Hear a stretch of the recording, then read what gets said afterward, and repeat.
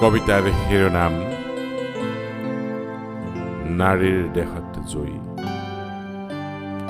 কবি প্ৰণীতা দত্ত, সংগীত ব্যৱস্থাপনা ও সম্পাদনা সুভাষ গগৈ, আবৃত্তি নিপন বৰা। নাৰীৰ দেহত জয়ী। অশান্ত জোৱাৰৰ সৃষ্টিত বিলুপ্ত হয় ধাৰাসাৰ দৃষ্টি। প্ৰেমৰ পথাৰত নাৰীক উদং কৰি চোৱাৰ হেঁপাহ হয়তো বহুজনৰে আছে। তথাপিও কবিৰ দৃষ্টিত নাৰী এক নুবুজা সাঁথৰ। বিপণীত সজাই থোৱা নানা ৰঙীন ফুলৰ দৰে নাৰী শুৱনি কোঠাৰ সমকামী সংগী।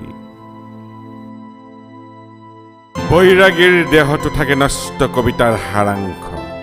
প্ৰেমৰ চিহ্ন বুকুত বান্ধি কবি হৈ পৰে উলংগ।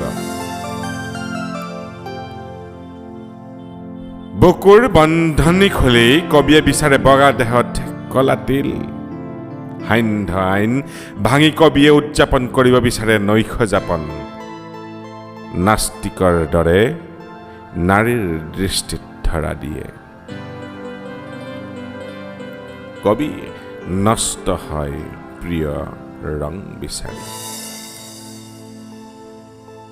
কবিতাৰ ভাজত নাৰীক কলংকিত কৰে শব্দৰে। নাৰীৰ ওঠৰ কপনিত ধৰা দিয়ে কাপৰ ৰুখাৰ দৰে। প্ৰেমক প্ৰত্যাহ্বান জনাই কবি হৈ পৰে নিশাৰ অতিথি।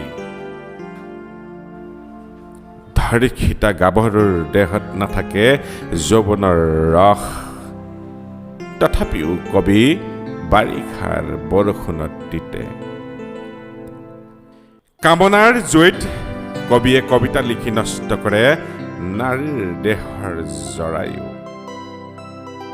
বৰ্তমান আধুনিক কবিতাৰ বিসংগতিত কবিয়ে ছাদত মেলি থোৱা নাৰীৰ পেণ্টিৰ গোন্ধ